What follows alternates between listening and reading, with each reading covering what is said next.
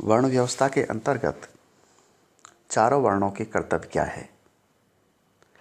वर्ण धर्म क्या है? विभिन्न धर्म ग्रंथों में ब्राह्मण, क्षत्रिय, वैश्य और शूद्र वर्ण के अलग अलग कर्तव्य या वर्ण धर्म बताए गए हैं। ऐसा करने का उद्देश्य समाज को श्रम विभाजन का लाभ पहुंचाना रहा है। प्रत्येक वर्ण के दायित्वों को निर्धारित कर एक और यह प्रयत्न किया गया कि सभी कार्य विशेष ज्ञान के आधार पर संपन्न किए जाएं, और दूसरी ओर यह भी कोई भी वर्ण किसी अन्य के कार्यों में हस्तक्षेप नहीं करे। ब्राह्मण का क्या धर्म है? ब्राह्मण का मुख्य धर्म इंद्रिय संयम बताया गया है। मनुस्मृति के अनुसार वेदों का अनुशीलन, अभ्यास, तप, अध्ययन, अध्यापन एवं यज्ञों का संपादन ब्राह्मण के कुछ दायित्व हैं। ब्राह्मण के 6 कर्तव्य बताए गए हैं: अध्ययन और अध्यापन, यज्ञ करना, यज्ञ कराना, दान देना, दान लेना।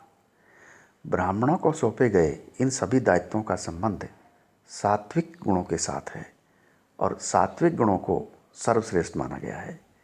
यही कारण है कि ब्राह्मणों को समाज में सबसे उच्च स्थिति प्रदान की गई है। ब्राह्मण के लिए यह भी कहा गया है कि उसे शांत प्रकृति का होना चाहिए, धर्म के प्रति पूर्ण निष्ठा रखनी चाहिए और पवित्रतापूर्ण जीवन बिताना चाहिए। मनु ने यह भी बताया है कि यदि ब्राह्मण उपर्युक्त कार्यों से अपनी जीविका नहीं कमा सके तो उसे आपद धर्म के रूप में क्षत्रिय धर्म के पालन से अपनी आजीविका कमाने की आज्ञा है। दूसरा है क्षत्रिय धर्म। क्षत्रिय धर्म में परोपकार करना, प्रजा की रक्षा करना, युद्ध में वीरता दिखाना क्षत्रिय के महत्वपूर्ण कर्तव्य है। मनुस्मृति के अनुसार प्रजा की रक्षा करना, दान देना, यज्ञ करना, अध्ययन करना एवं विषयों में आसक्ति न रखना क्षत्रियों के प्रमुख कर्तव्य है। क्षत्रियों को इतना सामर्थ्य होना चाहिए कि वे दुष्टों को दंड दे सके। महाभारत में उसे क्षत्रिय माना गया है जो वेदों के अध्ययन और ब्राह्मणों को दान देने में रुचि रखता है एवं क्षत्रियोचित कर्मों को पूरा करता है। गीता में क्षत्रियों के 7 प्रकार के धर्म बताए गए हैं: शूरवीरता, तेज, धैर्य, चतुरता, युद्ध से न भागना, दान देना और निस्वार्थ भाव से प्रजा का पालन करना। क्षत्रियों का यह भी दायित्व बताया गया है कि उसे प्रजा में अपने धर्म के प्रति रुचि उत्पन्न करनी चाहिए। दूसरा है वैश्य। वैश्यों का धर्म समाज के भरण पोषण का दायित्व अपने ऊपर लेकर समाज के अस्तित्व को बनाए रखना है। महाभारत में बताया गया है कि वैश्य वे हैं जो वेदों के अध्ययन से संपन्न होकर व्यापार, पशुपालन एवं कृषि कार्य से अन्न का संग्रह करने में रुचि रखते हों। वैश्य का यह कर्तव्य है कि वह उचित साधनों से धन का संग्रह करे। मनुस्मृति में वैश्यों के कर्तव्य इस प्रकार बताए गए हैं: पशुओं की रक्षा करना, दान देना, यज्ञ करना, अध्ययन करना, व्यापार करना, ब्याज पर धन देना एवं कृषि करना। गीता के अनुसार कृषि, गोरक्षा और व्यापार वैश्यों के मुख्य कार्य है। तीसरा है शूद्र। अन्य तीनों वर्णों की सेवा करना शूद्र का प्रमुख धर्म बताया गया है। मनु के अनुसार शूद्रों का एक ही धर्म है और वह है अन्य तीनों वर्णों की बिना किसी ईर्ष्या भाव के सेवा करना। शूद्र के लिए कहा गया है कि जहाँ तक संभव हो उसे किसी ब्राह्मण के सेवक के रूप में ही कार्य करना चाहिए। क्षत्रिय या वैश्य का सेवक तो उसे आजीविका कमाने की दृष्टि से आवश्यकता अनुसार ही बनना चाहिए। शूद्र के लिए बताया गया है कि उसे अध्ययन, धन संग्रह एवं अन्य वर्णों के व्यवसाय अपनाने का कार्य नहीं करना चाहिए। शूद्र को अपने स्वामी की निस्वार्थ भाव से सेवा करनी चाहिए। स्वामी की संपत्ति नष्ट हो जाने पर उसे अपने बच्चों आदि के भरण पोषण के बाद बची हुई शेष संपत्ति को स्वामी के भरण पोषण में खर्च करना चाहिए। जहाँ शूद्र पर अन्य वर्णों की सेवा का दायित्व डाला गया है, वहाँ अन्य वर्णों का यह कर्तव्य बताया गया है कि उन्हें शूद्रों की आवश्यक वस्तुएं प्रदान कर उनकी सभी आवश्यकताओं की पूर्ति करनी चाहिए।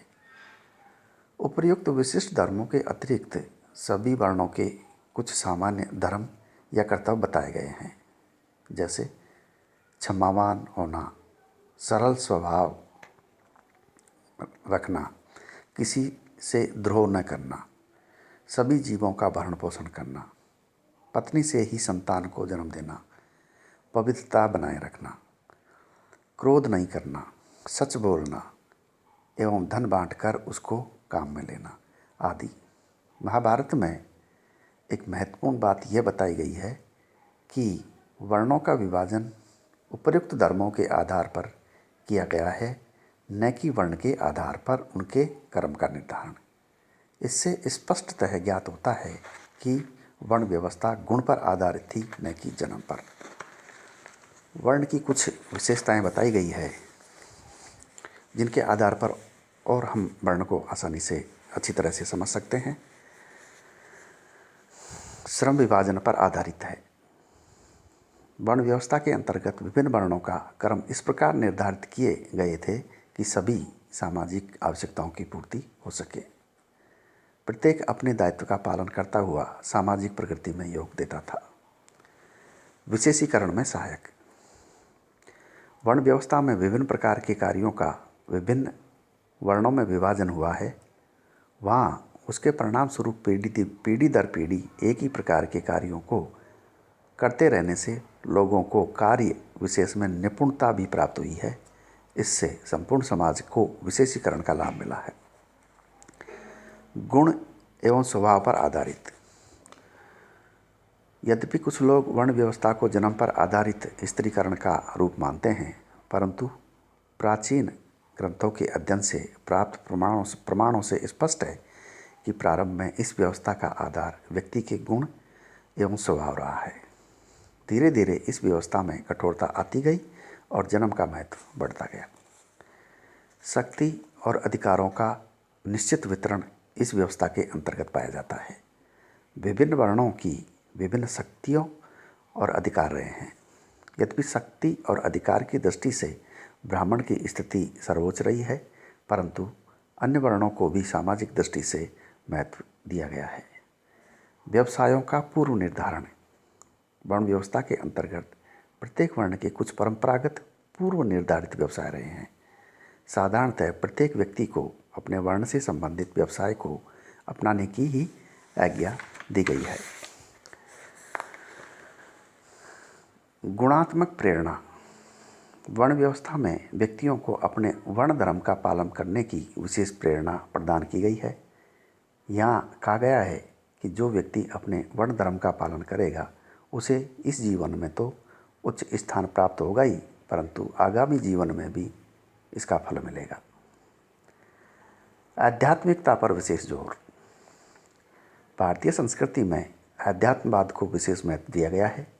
वर्ण व्यवस्था को धर्म के साथ इस प्रकार से जोड़ दिया गया कि प्रत्येक व्यक्ति अपने दायित्व निर्वाह को पुनीत कर्तव्य के रूप में समझने लगा।